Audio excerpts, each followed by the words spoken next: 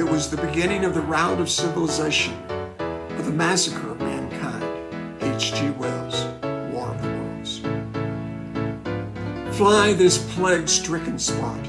The hot, foul air is rank with pestilence. The crowded marts and public ways, once populous with life, are still as noisome as a churchyard vault. Aghast and shuddering, nature holds her breath in abject fear and feels at her strong heart the deadly fangs of death. Susanna Moody, Our Journey Up the Country.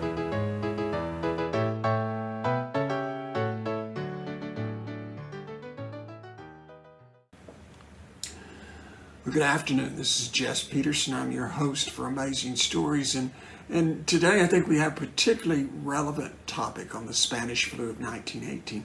Now, I don't know if you are like me, but through the years, I've never heard much of this topic. I've had grandparents who lived during this period, and a mother-in-law who was an adolescent during this period, and neither myself or my wife really heard any mention of the Spanish flu of 1918 until COVID-19 came along. And so, obviously it's become a more important topic today, and really such a tragedy, such a wild time. And so we'll delve right into it. Sources for this, there's a lot of things that you can, articles you can read out there. I chose a book called Pandemic 1918, Eyewitness Accounts from the Greatest Medical Holocaust in Modern History by Catherine Arnold. And I'll be quoting from Miss Arnold's book. And it's mainly stories about what was going on during that time, not necessarily from the medical standpoint. Then there's a number of websites you could look at. Certainly the Center for Disease Control, the CDC website, is a good one to look at. And you might notice that that square over on the right side of your screen says 1918 flu epidemic, 100 years. We remember, we prepare.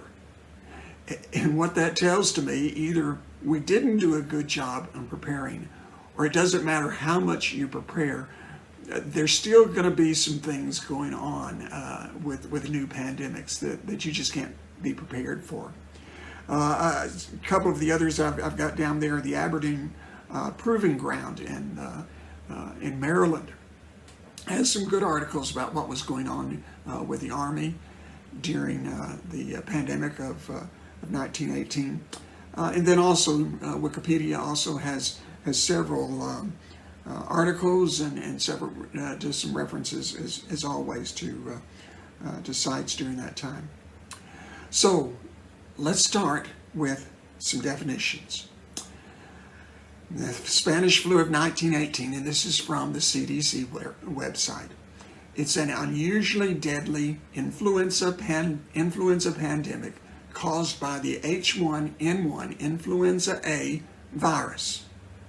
Well, what in the world does all that mean? Well, we've got to make some definitions, and so let's start with the word pandemic. A pandemic is described as an epidemic. Okay, what's an epidemic? Epidemic is a rapid spread of disease to a large number of people in a given population within a short period of time. So a pandemic is an epidemic of an infectious disease that is spread across a large section, for instance, a continent, several continents, or worldwide, affecting a substantial number of people. So we can have an epidemic right here in Lubbock, Texas, but for it to be a pandemic, it's got to be a worldwide, it's got to be a continent-wide, or several continents, or something along that line. Looking at the visualcapitalist.com website, found a couple of interesting charts there on the history of pandemics, and this chart goes back to 165 AD, and it goes all the way to August 31st of this year. And these pandemics are sized by the number of deaths. And so if you look toward the top of the picture there, the dark ball there, I'll call it, is the Black Death, or the bubonic plague, from 1347 to 1351. In front of it is the smallpox plague from 1520.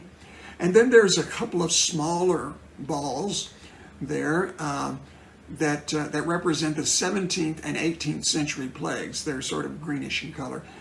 And both these represent about 100 plagues that were throughout Europe during the 17th and 18th century. The gray ball in front of it is from 1855. It's called the Third Plague. And then the greenish ball, large greenish ball, is the Spanish flu of 1918.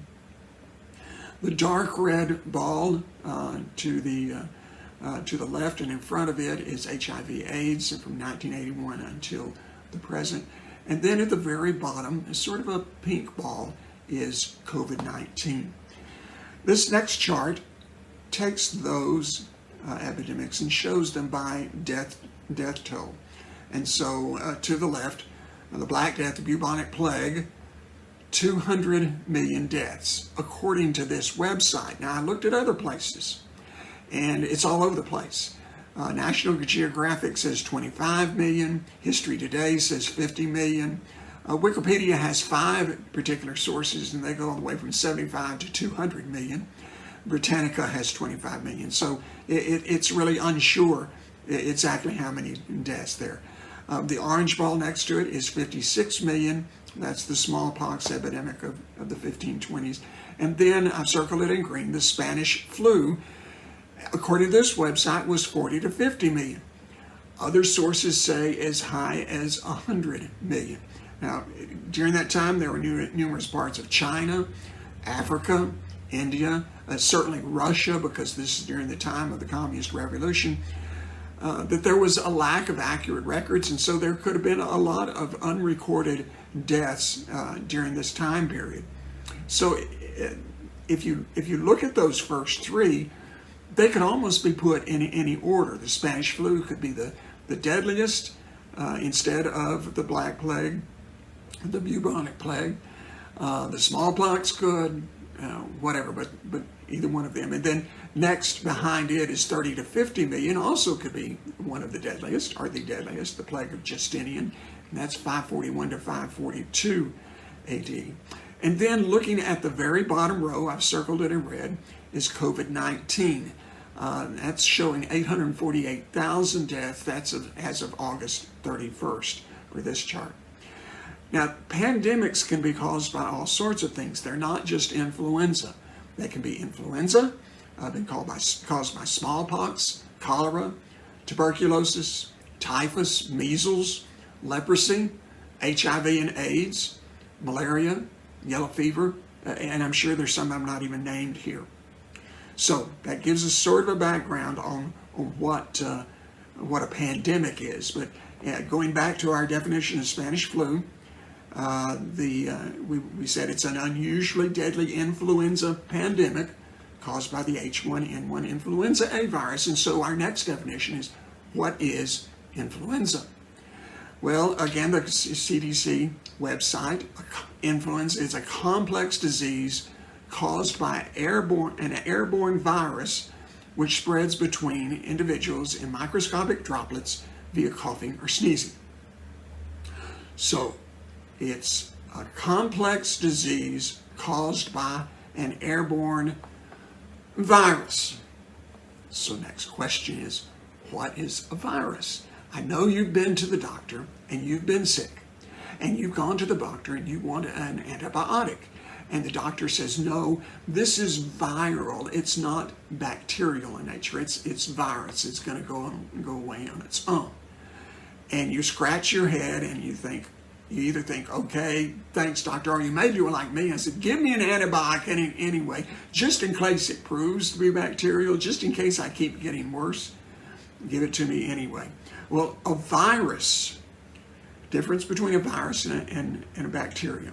Virus is a submicroscopic infectious agent that replicates itself only inside the living cells of an organism.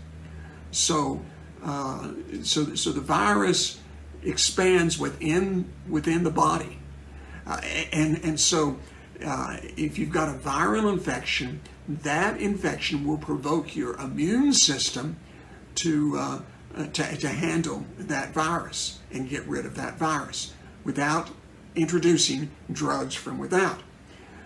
some of the viruses that have been part of plagues, pandemics. Virus were caused by influenza, smallpox, measles, HIV, AIDS, yellow fever. Those are all viruses.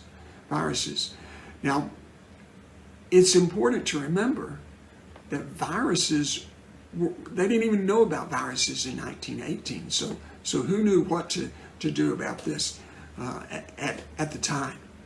And of course, for the flu, we get a vaccine.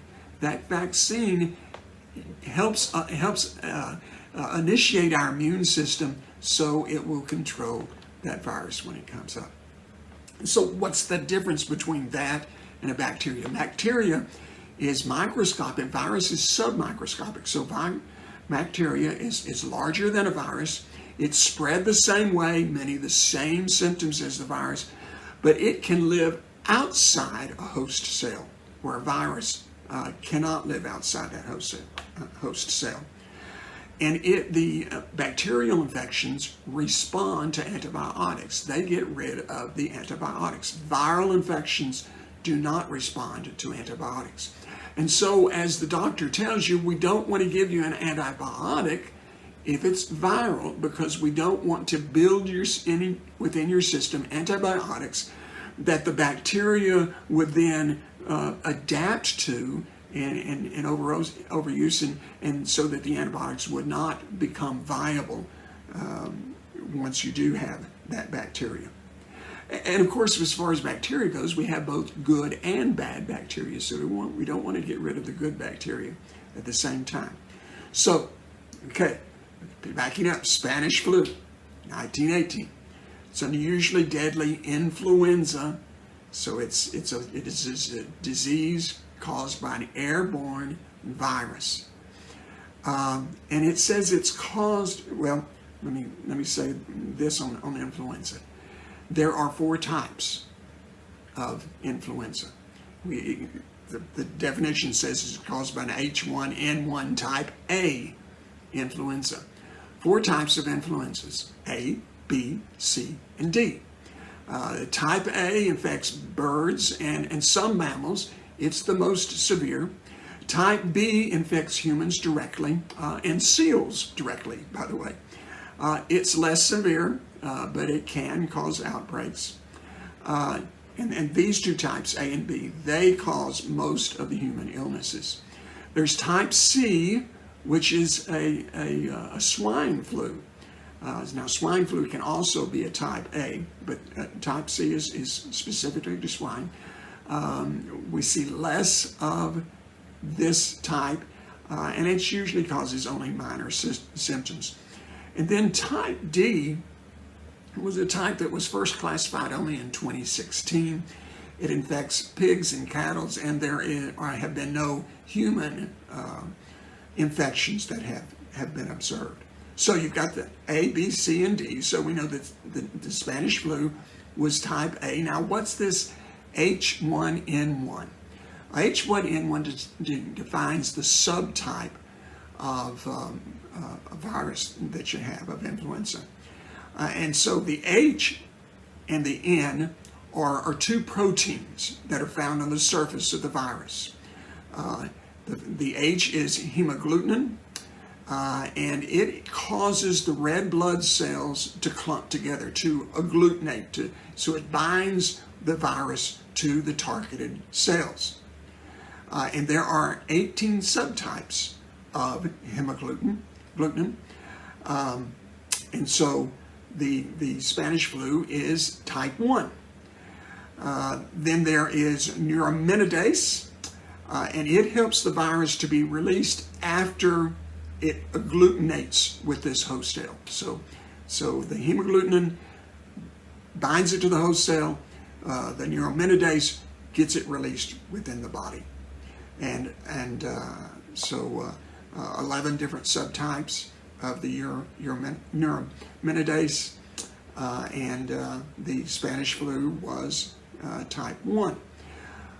Currently, the subtypes of influenza A that are routinely circulated among people are either H1N1 or H3N2, all type A. And by the way, I'm not a scientist. I'm not a medical expert. This is what I'm getting from the reading. So why do they call it the Spanish flu? Well, actually, there's nothing inherently Spanish about it.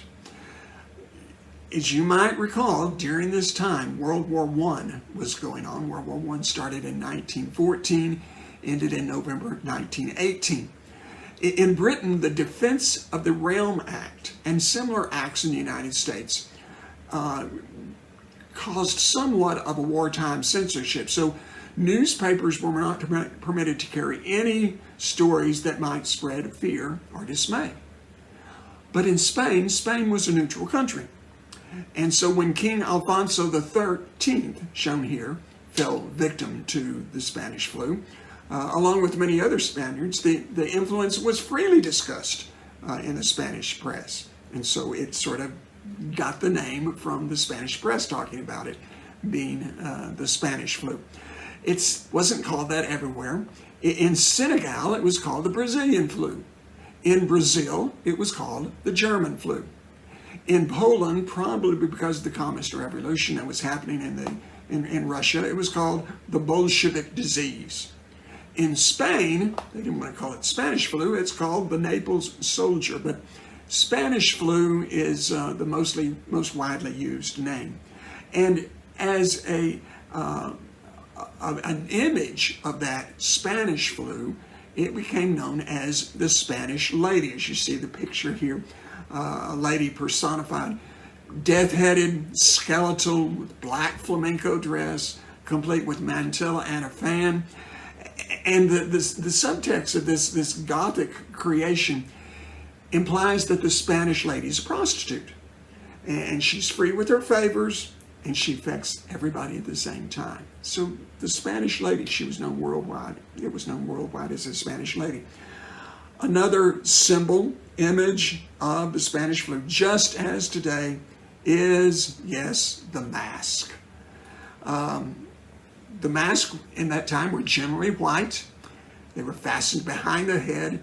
They provided little protection. Now, there's been a lot of controversy as to whether masks today have any effect or not. We can pretty well say that in 1918, the mask that day didn't have much effect at all. In Washington, the Red Cross distributed gauze face masks, and they had advertisements that warned the public, obey the laws, wear the mask, protect your jaws from septic paws. The San Francisco Chronicle described some of the citizens wearing masks ranging from the standard surgical gauze to creations resembling nose bags. From the Turkish-inspired muslin yashmak veil to flimsy chiffon coverings draped lazily across the mouth and nose. Some wore fearsome-looking machines like extended muzzles on their faces as they walked the streets and shopped in downtown stores. So if you look at the pictures here, look at the top row there, those two on the left, you have, yes, a mask that covers both the mouth and nose. But if you notice, there's a huge opening below the nose and above the mouth to where, yes, it's covering it from going face in, but the nose is still uncovered there. So, you know, the virus could come in this way. The mouth also is covered, but there's sort of a draped effect here to where, yeah, it's in front of it, but it's not really pulled it tight like our masks do today. And then there's that third picture from the left where you've got a cigarette hole in the mask. It's just for your own convenience of smoking a cigarette at the time. And then interesting, the fourth one, the one on the right, has it just covering the nose, a little strange figure there. So it's not, and we know today that the spread really can come more from out the mouth than it does the nose, because you're speaking, you're singing, you're coughing, where from the nose it comes mainly from if you're sneezing. In many towns and cities, it became an offense to go outside without a mask on. Majority, according to the Chronicle, of people in San Francisco, they obeyed the mask laws, but there was the time on October 27th of 1918 where the police arrested 110 people outside for failure to either use a mask or to wear it properly. I don't know exactly, looking at these masks, what properly means, but anyway. There were places where you were forbidden to get on if you didn't wear masks. So you can see the picture at the bottom left, the trolley, and I believe this is in England, that you couldn't get on there without a mask, and the gentleman there is being turned away by the trolley driver. And then look at that picture on the right. You see the thin scarves. You can see the face through the scarves, and certainly this was no protection. Of course, the anonymity of the mask was sort of a godsend to criminals. This is a pretty good deal for them. Here's some more pictures. The upper left there. This is a family in Dublin, California, and look at the cat. The cat appears, at least, to have a flu mask on. Now, it's been tossed back and forth whether this picture really shows the cat wearing a mask, or it just happens to be that he was white in that area. But it certainly has been a traditional picture passed down about the Spanish flu of 1918. The bottom picture is the Seattle police, masked with a surreal touch in this photograph. And then, just as today, there were customized flu masks. The gentleman on the upper right says sort of a patriotic one, setting off his straw boater. Well, where did the Spanish flu originate? Well, we really don't know for sure, but there's some major guesses, and one of those occurs right here in the United States, in the state of Kansas, no less. Haskell County, Kansas. It's in southwest Kansas. And they had what they'd called traditionally for years, a traditional name for fever and coughing and chills, called the knock-me-down fever. It started in 1918. It's February of 1918. And Dr. Lori Minor is said to have chased the influenza the length and breadth of Haskell County. And even though he had a car, he went in a horse and buggy. And that's because he was so busy that when he got tired, he could just fall asleep on the way home, and the horse would make its own way home. It is said that his patients would rather have Dr. Minor drunk than any other doctor sober to treat them. So he was a good doctor. Many of the victims that had this influenza were previously fit and healthy, farm boys, young women that were just struck down without warning. He wrote to the government in Washington, warning them that there was an epidemic breaking out, and recommending precautions be made because of this epidemic.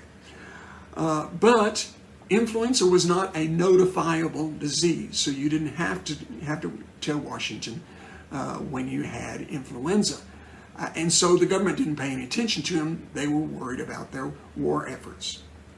Well, from there, it went to Camp Funston in Fort Riley, Kansas. We think anyway. Now, Camp Funston is in northeast Kansas. It's about 300 miles away from Haskell County.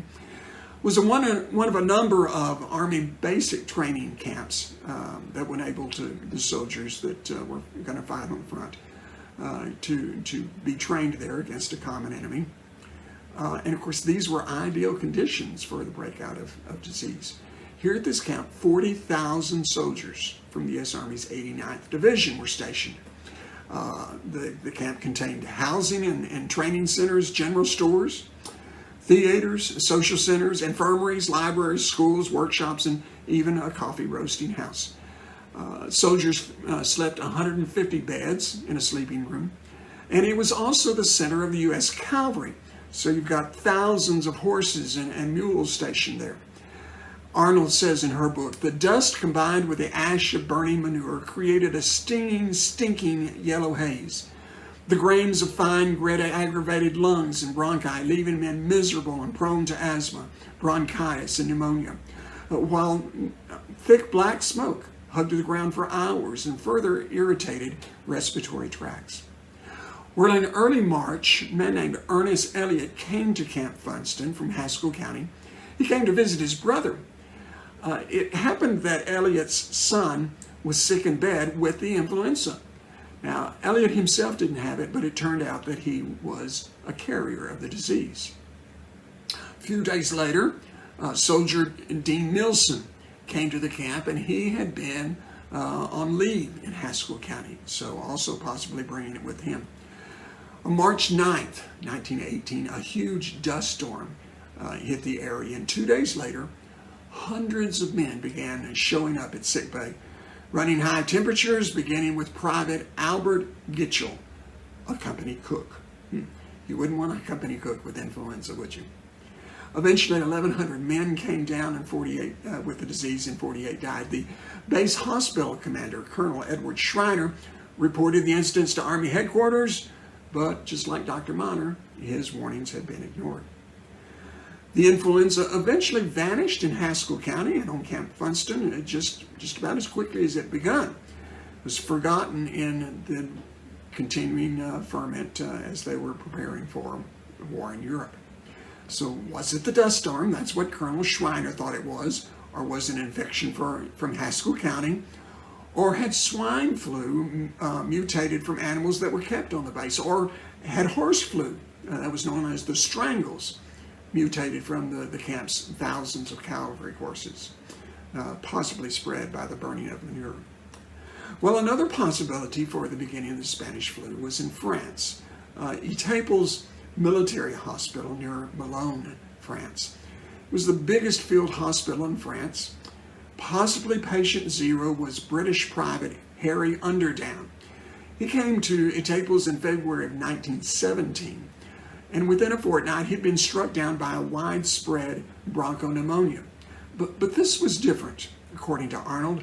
What was different was the amount of purulent pus Harry produced, together with a terrible breathlessness that made him visibly distressed, panicking, and attempting to leap out of bed. There was worse to come. As Harry's condition deteriorated, his skin began to acquire a dusky heliotrope type of cyanosis of the face due to lack of oxygen. Harry Underdown died soon afterwards. 156 deaths were recorded in February and March of 1917 at the camp. Now, Etaples was a massive military base. It embraced port facilities, railway yards, stores, hospitals, prisons, training areas, and all the encumbrances around them. And it included in it was number 24 General Hospital, which had beds for 22,000 patients. Also was served by 10,000 medical personnel, both men and women. Draftees from England for numerous infantry divisions passed through here, and here they were regrouped, put through a period of training, and sent forward to the front.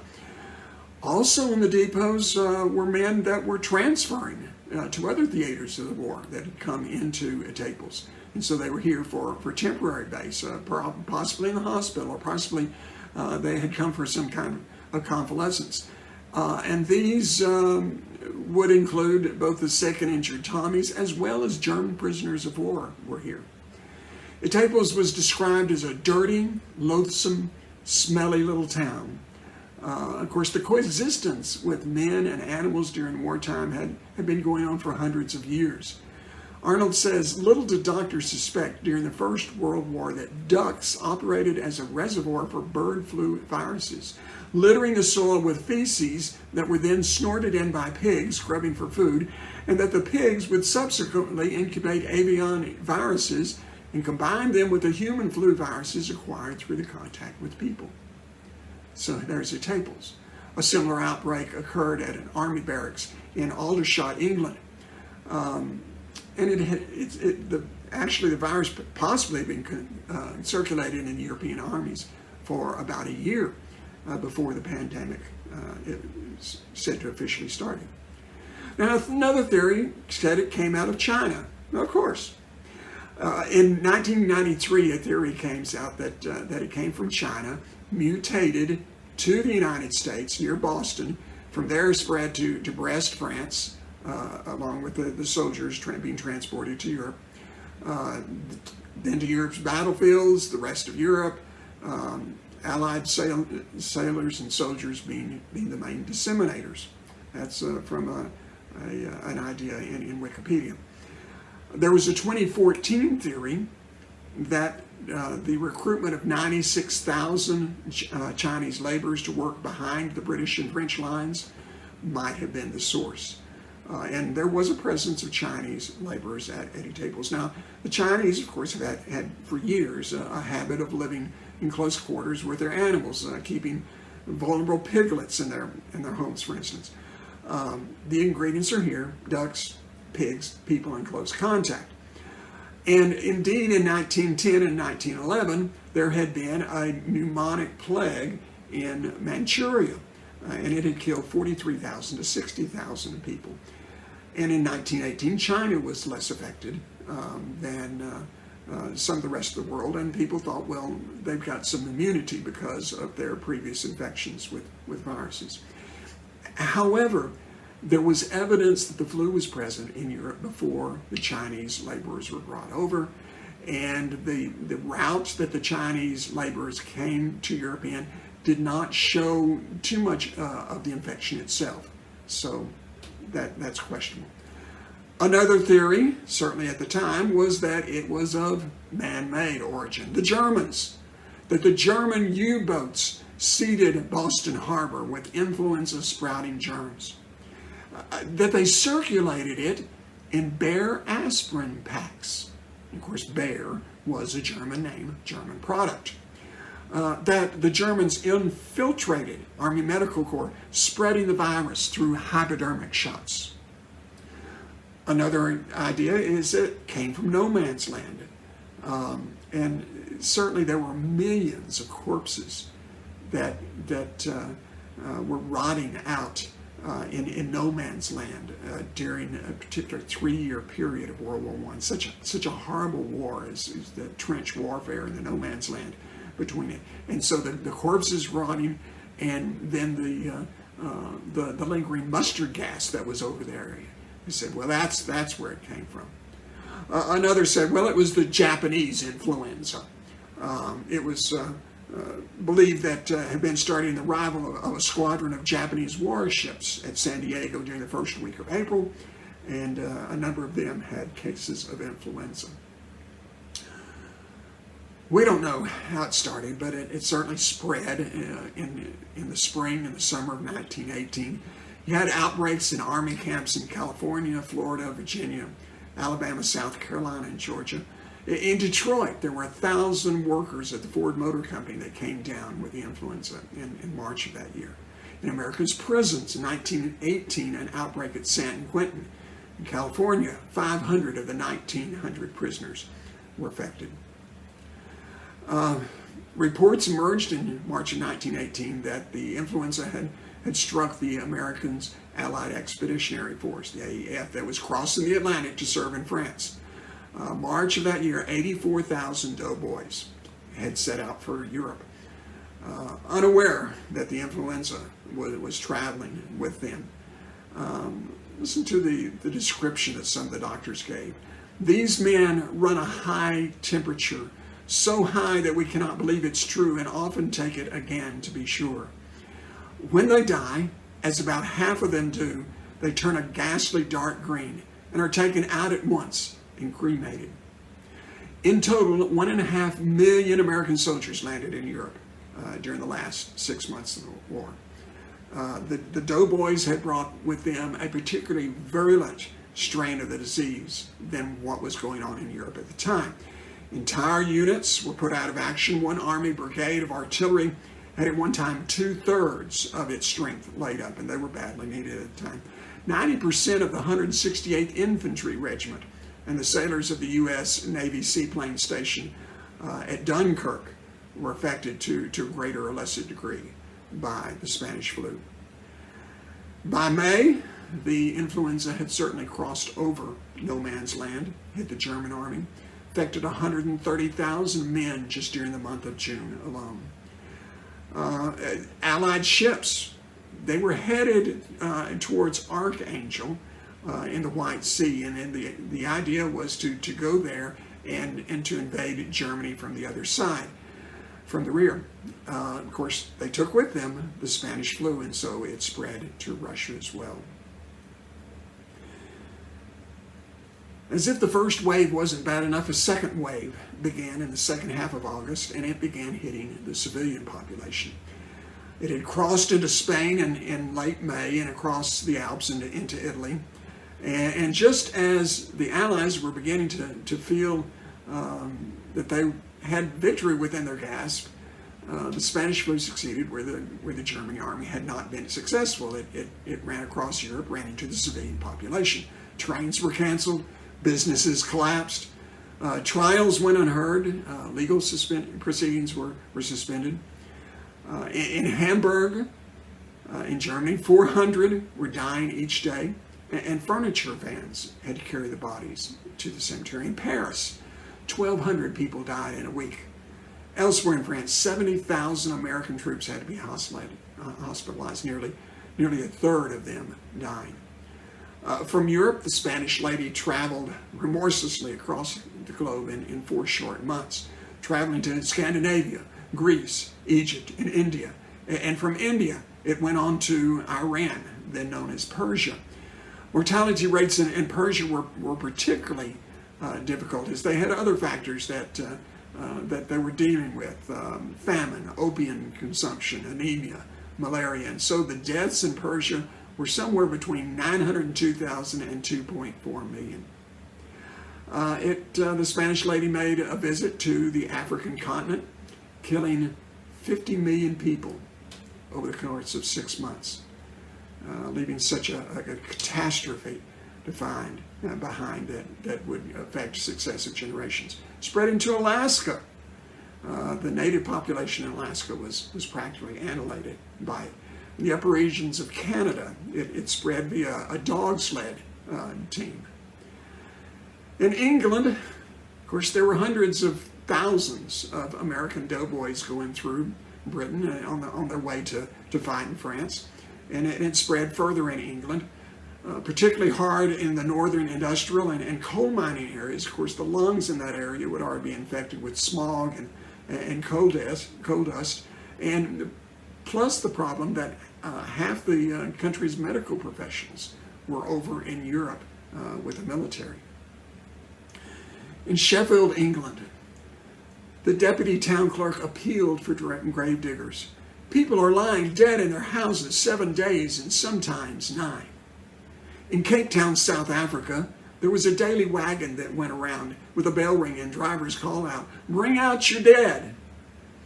In Boston, coffins piled up at New Calvary Cemetery. Some were buried too shallow and they were rising from the ground. A young Francis Russell remembers stumbling across a horrific sight. Exhausted gravediggers, hopelessly trying to keep up with their backlog.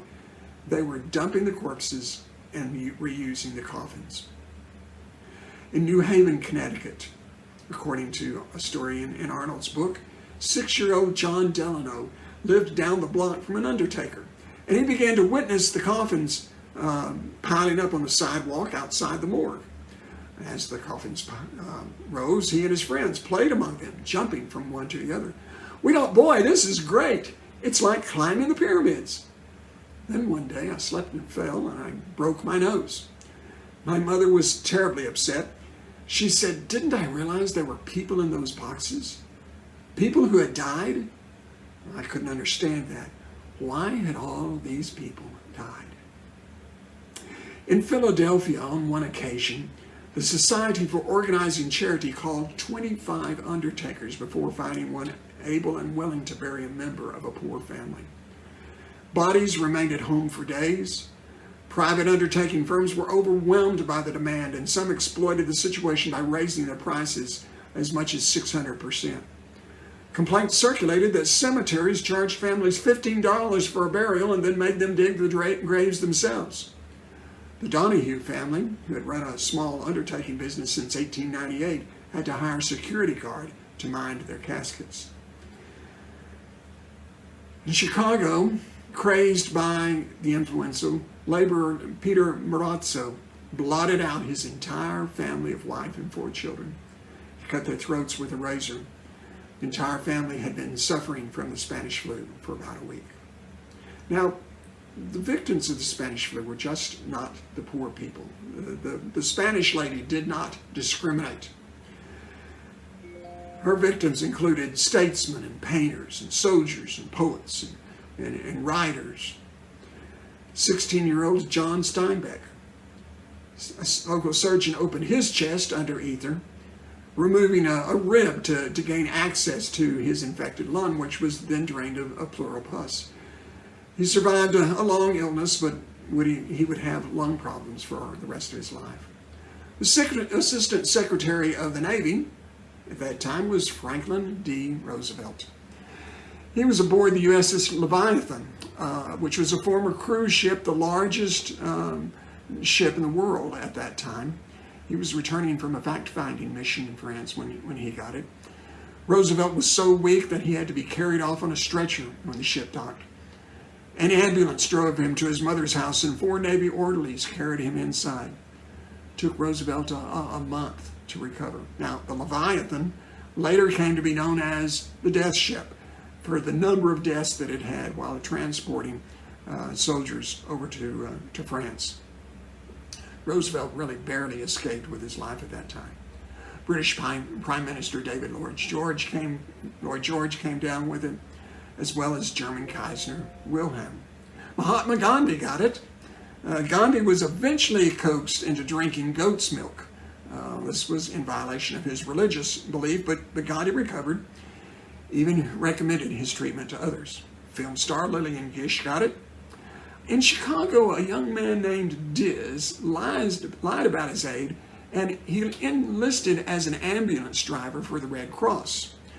When he was himself struck down by the influenza, like so many healthy young men, his father's fears had been realized. He sent him home, and he was nursed by his mother. Diz survived and eventually became the world's most successful animator. We know him as Walt Disney. And then Groucho Marx. It affected the Marx Brothers as well. They didn't necessarily have it, but they worked up a vaudeville show called The Street Cinderella. Their show, along with many other shows, showed to almost empty theaters. Those that did show up, socially distanced, and they wore masks, so it blocked the sound, and so their laughter couldn't be heard. Groucho later commented that his brother Chico had hired 6 dancers out of a 5 and dime store for the show and gave them $10 each. Well, they were overpaid. They'd been in a 5 and dime store. So what are some of the symptoms of the Spanish flu? Well, majority had typical flu-like symptoms: sore throat, headache, fever. But during the devastating second wave of the epidemic, which again began in the summer of 1918, victims collapsed in the street, hemorrhaging from lungs and nose. Their skin turned dark blue with the characteristic heliotrope cyanosis caused by oxygen failure as their lungs filled with pus. And they gasped for breath from air hunger, like a landed fish. Those who died quickly were the lucky ones. The Great Lakes Naval Training Station in Illinois, 30 miles north of Chicago, so they said that they would have terrific nosebleeds with it. Sometimes the blood would shoot across the room. You had to get out of the way, or someone's nose would bleed all over you. Well, early in the case, the patient would show signs of distress. Grave and alarming symptoms appeared in 24 to 36 hours. The headache was intense. The delirium was sometimes quiet, at other times violent, and other times almost maniacal. The patient had excruciating pains in the chest. A common expression among the patients was, "Doctor, they've taken out the linings from my inside." Men cried out in their pain, most especially in the severe cases. The temperatures rose to about 104 degrees, and as the cough became worse, bleeding started from the nose, the lungs, and sometimes from the rectum. That's from Arnold's book. Others suffered projectile vomiting, explosive diarrhea, They died raving as their brains were starved of oxygen. Other symptoms include miscarriages, a peculiar smell, teeth and hair falling out, delirium, dizziness, insomnia, loss of hearing or smell, blurred or impaired color vision. Majority of deaths were from bacterial pneumonia, which entered the damaged bronchial tubes. Those who recovered were often left with a lifetime legacy of nervous conditions, heart problems, lethargy, and depression. So, what's the treatment for that? Well, there's little consensus on treatment apart from your traditional treatments.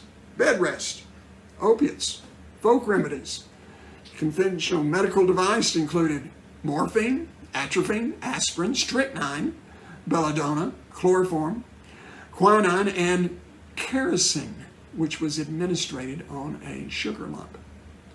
Now, the Victorian were convinced that fresh air was beneficial to you, and so the families that had the flu were encouraged to open the windows. The State Department staff in Washington was aired for 20 minutes every day. They were each taken outside and instructed to breathe deeply. Others had rooftop cures where they would take patients up onto rooftop for a period of exposure. The price of lemons, which would be a traditional remedy for colds and such, spiraled. Americans were informed that it was their patriotic duty to eat more onions. You can see in the ad in the upper left, part of the patriotic drive against the flu. One placard proclaimed, "An onion car arrived today, labeled red, white, and blue. Eat onions, plenty every day, and keep away the flu." The troops at Fort Dixon, New Jersey, were encouraged to gargle salt water. Whiskey, garlic, again, traditional remedies. Whiskey prices soared in the United States during the epidemic. A New Zealand story about the use of whiskey says, "In all innocence, Mother tipped half a bottle of neat whiskey into the gruel. Dad drank it quickly and very soon broke out in a sweat. He perspired copiously, and the bedclothes had to be changed several times. He seemed to be quite delirious, and his remarks on regaining his voice were quite incoherent for some time. But he made a quick recovery and always maintained that it was the quantity of whiskey and the shock and impact that brought about this miraculous recovery." Where there were some other over-the-counter things as well. There was a demand for Vicks Vapor Rub. And it was so drummed up that there were warnings that there would be a shortage of Vicks Vapor Rub. And of course, I use Vicks Vapor Rub today. Helps keep the sinuses clear. Horlicks malted milk was recommended as the diet during and after influenza, and that product is also still available today. There was a tablet called Formament. Suck a tablet whenever you entered a crowded German-laden place. It's no longer sold today. There was the Sanitas Fumigator. It was supposed to help with lung and throat infections, and it also is sold today. Of course, there were other pills and elixirs, as you can see in the ads there. In South Africa, one of the popular remedies was put a block of camphor in a bag and tie it around the patient's neck. One 8-year-old girl, she took it especially seriously, and she put that camphor bag around her neck, and she said it was to keep off the Germans.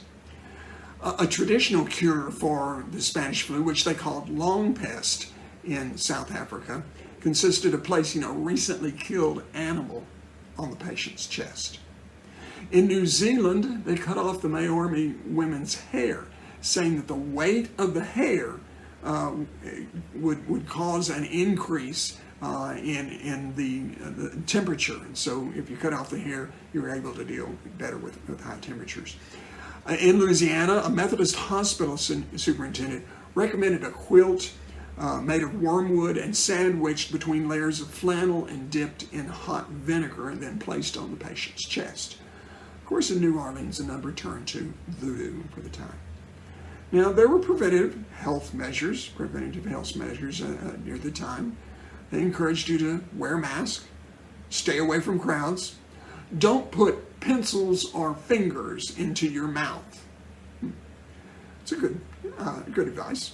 The Philadelphia Bureau of Health had a campaign about the dangers of spreading infection through coughing, sneezing, and spitting. I found a number of signs that say, don't spit. You're spreading the disease by don't spit. I haven't seen any spitting signs with COVID-19. The Chicago Health Commissioner, Dr. John Dill Robertson, ordered the police to arrest thousands if necessary to stop sneezing in public. Well, schools, churches, libraries, places of amusement like theaters, pool halls, lodges, they were closed. Funerals were banned, but businesses seemed to remain open. There wasn't a whole lot of talk about social distancing other than staying away from crowds. And you didn't find too much about hand washing, which is so important today. Well, the arts got involved in the Spanish flu. Thomas Gray wrote a poem that became a rhyme for third grader girls that were jumping rope. I had a little bird and its name was Enza. I opened the window and influenza. Norwegian artist Edvard Munch, who is best known for his painting The Scream, did the self-portrait you can see there on the left of him when he had the Spanish flu. And then the blues was popular in this time, and so there were several different renditions called the influenza blues. The one by Happy Clark was an overnight hit. There was another one by Walter Maloney, which sort of was a syncopated one-step, and it was the music that I used at the beginning. I'll play Happy Clark's toward the end. Well, just as you thought they were going to get a handle on the Spanish flu, the armistice came. 11 a.m., November 11th, 1918. Described this way. The thick of the crowd outside the Houses of Parliament, numerous omnibuses, taxicabs, and motor cars moved with difficulty, crawling up and down the thoroughfare, all packed with soldiers and civilians, not just inside, but on the roofs and cabs as well, shouting, yelling, singing snatches of songs, and gesticulating as wildly as the pedestrians on the footways, only the more so. Not only did everyone seem bent on bursting their throats in an effort to contribute to the din, but everything that could be banged, blown, and rattled seemed to have been pressed into service for a like purpose. There were people hugging and kissing total strangers. Well, the armistice may have brought the end of the war, but it did not bring the end to the Spanish lady. Instead, it spread it again, and there was a new surge of it. President Wilson fell sick. It's thought that he had the Spanish flu, but it could have been a cover-up. Woodrow Wilson was being treated for hypertension. He had suffered several strokes at the time, and as you may know, Woodrow Wilson went down from that time, and he barely made it through his second term. The pandemic really came in four stages. First, early in 1918. Then the second stage, the second surge, that surge was in late August through the fall of 1918. By the way, what you're looking at is the mortality rates as the years go along. The third surge, the third wave of it, was after the armistice in 1919. And then in the 1920, it had the fourth, a smaller bump. The Spanish flu, it is on its own. There was no vaccine. The medical professionals never knew what a virus was, or that it was a virus, never even knew to think about a vaccine. So let's compare the Spanish flu of 1918 and COVID-19 of today. And as far as COVID goes, I looked up these statistics this morning. So then today is September 13th, and so they're very current. So as far as the Spanish flu, worldwide it infected 500 million people, which was being 28% of the world's population of 1.8 billion. Deaths, again, we've got to go anywhere from 25 to 100 million people. 5 to 20% of those who infected died. 1.3% to 6.9% of the world's population died. Compare that, 38 million died in World War I conflict. So many more, anyway, than actually died in the war. In the United States, 29.4 million were infected, which would have been 28% of the 103 million population, the same percentage as worldwide. Deaths were anywhere between 550 and 850,000. Again, even in the United States, it was hard to judge what the numbers were. 2 to 3% of those infected died. 0.5 to 0.8% of the United States population. This would have been 5 times the fatalities in conflict in World War I. Among soldiers, there were 116,708 casualties. 53,402 of those were in combat or missing in action. 63,114 from disease. So 54% of our soldiers died from disease and not in combat. Now, compare that to COVID-19. Worldwide, as of today, 33.2 million cases, about 0.3% of the 8 billion population of the world. 1 million deaths, it just crossed over 1 million deaths yesterday. 3.2% of the infected died. 0.01% of the population of the world have died. In the United States, we've had 7.2 million cases, which is 1.9% of the population, 206,000 deaths, which is about 3% of those infected died, which is very similar to what we see worldwide. 0.06% of the total population of the United States died. So both are viruses. The Spanish flu was an influenza. COVID-19 is more like a chronic acute pneumonia, according to the website Biospace. They're both caused by novel viruses, but different types of viruses with different methods of action and infectiousness. The majority of the victims in the Spanish flu were healthy young men and women, ages 20 to 40. They were being wiped out in the prime. Pregnant women were particularly vulnerable. Spanish flu would kill them, both them and the child. And the mortality rate was also high for children under 5 and for adults over 65. There was a theory that the virus provoked an autoimmune response known as the cytokine storm.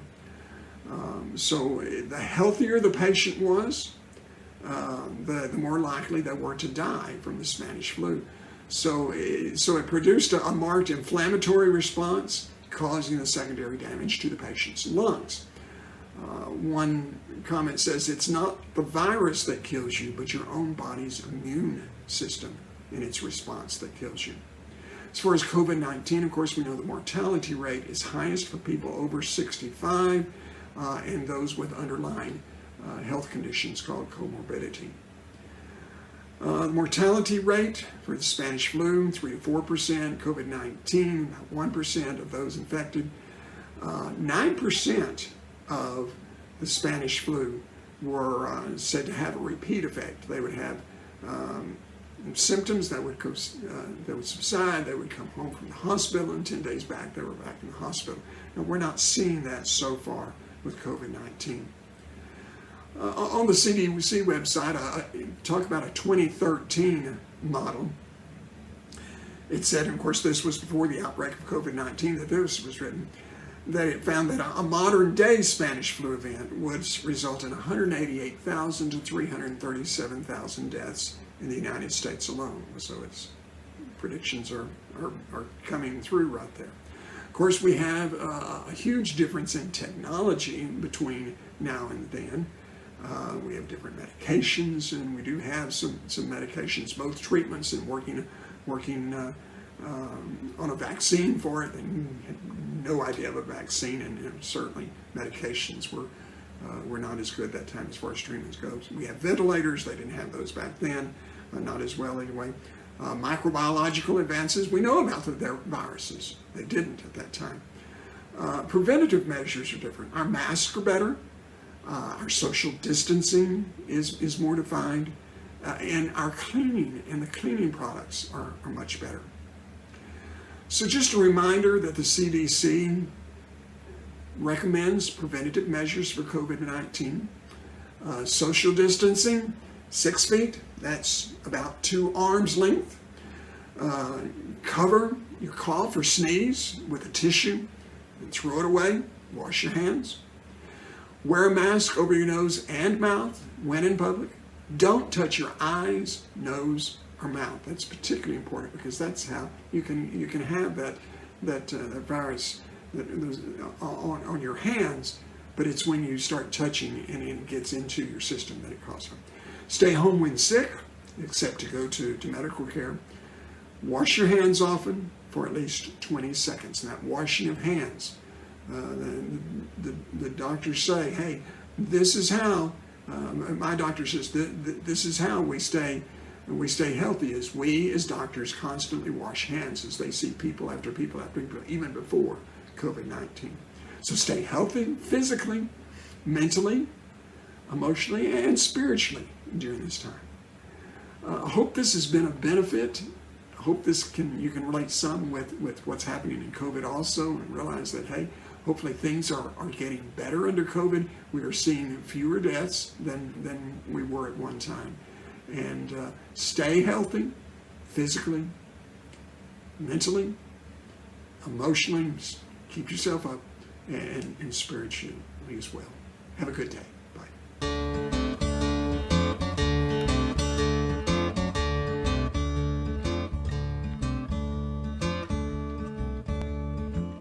It was 1919. Men and women were dying with the stuff that the doctor called the flu. People were dying everywhere. Death was creeping all through the air, and the groan of the rich sure was sad. Well, it was God's almighty plan. He is judging this old land, north and south, east and west. Well, it can be seen. Well, it kill a rich and it kill a poor, and it's gonna kill just a little more if you don't turn away from your shame. Down in Memphis, Tennessee, the doctor said soon would be. In a few days, influenza would be controlled. The doc sure, man, he got had, and he sent the doctors all home to bed. And the nurses soon broke down with the same. Well, it was God's almighty plan. He is judging this whole land, north and south, east and west. Well, it can be seen.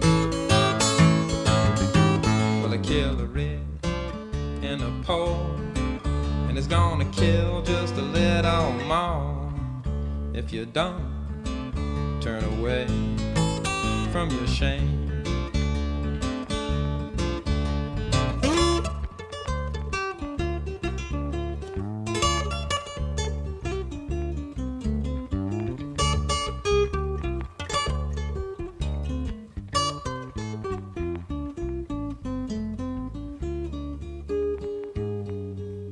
Influenza's a kind of disease, makes you weaker down to your knees.